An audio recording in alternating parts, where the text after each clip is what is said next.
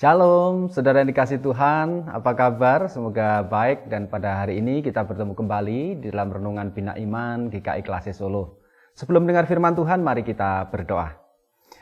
Bapa yang penuh kasih, kami mengucap syukur padamu untuk hari ini karena Tuhan terus memelihara hidup kami.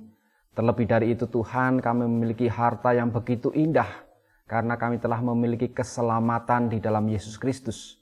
Biarlah kami terus mewartakan kabar baik ini kepada banyak orang, dan biar Roh Kudus terus menolong kami, sehingga kami menjadi saksi Kristus di tengah-tengah dunia ini.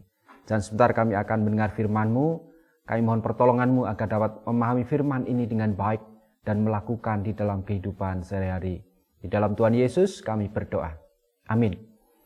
Saudara, banyak orang masih terikat pada harta. Ya, ini tidak bisa dipungkiri karena orang mengejar harta dalam kehidupannya, kebanyakannya seperti itu. Orang bekerja untuk mencari uang dan lebih dari itu adalah memiliki harta yang tak ternilai. Tetapi sebenarnya ada hal yang berbeda, bahwa harta itu tidak hanya harta dalam bentuk materi, kekayaan duniawi. Tetapi sebenarnya ada harta yang lebih dari itu, yaitu harta surgawi. Dan inilah yang kita bisa dapatkan di dalam firman Tuhan, di dalam Yesus Kristus, Sang Firman itu. Karena pada saat Tuhan Yesus mengorbankan dirinya di kayu salib, darahnya tercurah, maka dialah jalan keselamatan bagi kehidupan manusia. Darahnya yang tercurah telah menebus manusia dari segala dosa, menyucikan manusia dari segala kejahatan. Dan harta inilah yang harus kita pelihara.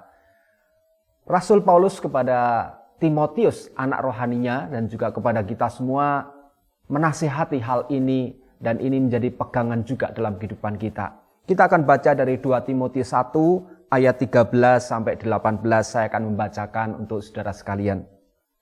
Peganglah segala sesuatu yang telah engkau dengar daripadaku sebagai contoh ajaran yang sehat, dan lakukanlah itu dalam iman dan kasih dalam Kristus Yesus. Peliharalah harta yang indah yang telah dipercayakannya kepada kita oleh Roh Kudus yang diam di dalam kita. Engkau tahu bahwa semua mereka yang di daerah Asia Kecil berpaling daripadaku, termasuk Figelus dan Hermogenes. Tuhan kiranya mengaruniakan rahmat-Nya kepada keluarga Onesiforus yang telah berulang-ulang menyegarkan hatiku. Ia tidak malu menjumpai aku di dalam penjara. Ketika di Roma, ia berusaha mencari aku dan sudah juga menemui aku. Kiranya Tuhan menunjukkan rahmat-Nya kepadanya pada harinya. Betapa banyaknya pelayanan yang ia lakukan di Efesus, engkau lebih mengetahui daripada aku. Demikian bacaan firman Tuhan pada saat ini. Saudara, dari Rasul Paulus ini kepada Timotius dalam bentuk nasihat surat yang telah ditulis ini menegaskan kepada kita betapa kita harus memegang harta surgawi itu. Karena Rasul Paulus telah mengatakan, peliharalah harta yang indah. Jangan sampai harta yang indah, keselamatan di dalam Yesus Kristus, damai dan sukacita di dalam Tuhan, kita yang telah diperdamaikan dengan Allah itu akhirnya hilang.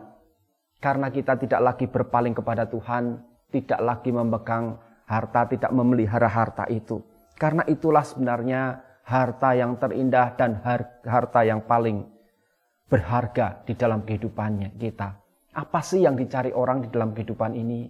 Kalau harta duniawi, banyak orang yang akan merasa frustasi dan akhirnya bisa mati karena hal-hal seperti ini. Contohnya, waktu kasus booming, dulu ada tanaman hias yang begitu luar biasa booming, harganya cukup tinggi.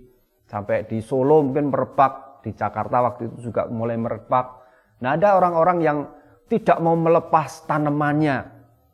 Ditawar harganya 50 juta, nggak mau lepas. Pengennya berapa? 80 juta. Akhirnya orang ini tidak mau. Beberapa hari kemudian karena tidak laku, harganya drop. Dan dia merasa frustasi, akhirnya sampai sakit. Kenapa? Karena hatinya terikat pada harta ini. Dia gelo, dia menyesal kenapa kok tidak dilepas saja. Demikian pula orang memiliki burung yang begitu indah, suaranya begitu bagus dan ditawar sampai harga ratusan juta. Tidak mau lepas kecuali harga di M gitu, angka M. Dan akhirnya beberapa hari kemudian ternyata burungnya mati.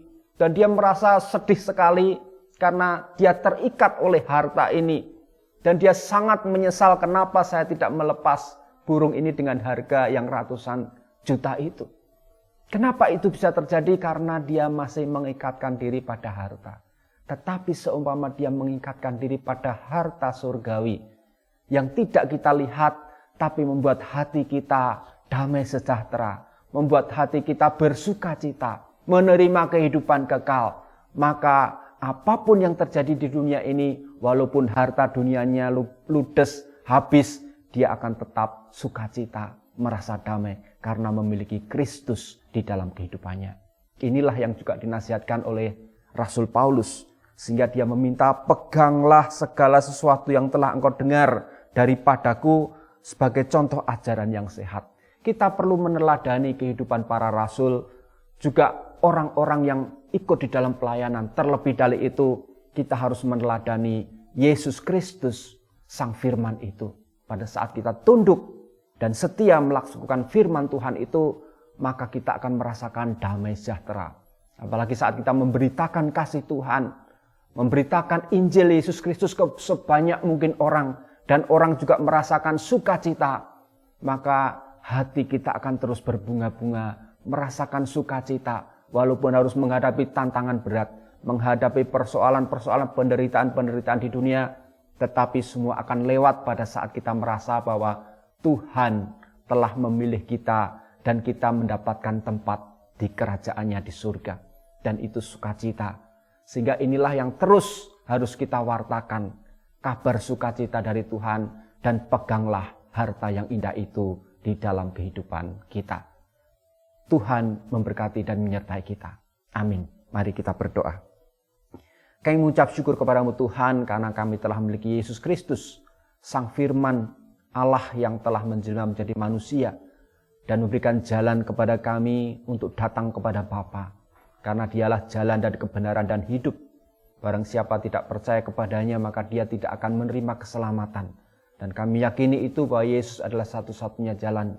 Dan kami percaya pada saat kami beriman kepadanya, maka kami memperoleh harta yang indah, harta surgawi yang akan terus kami pegang.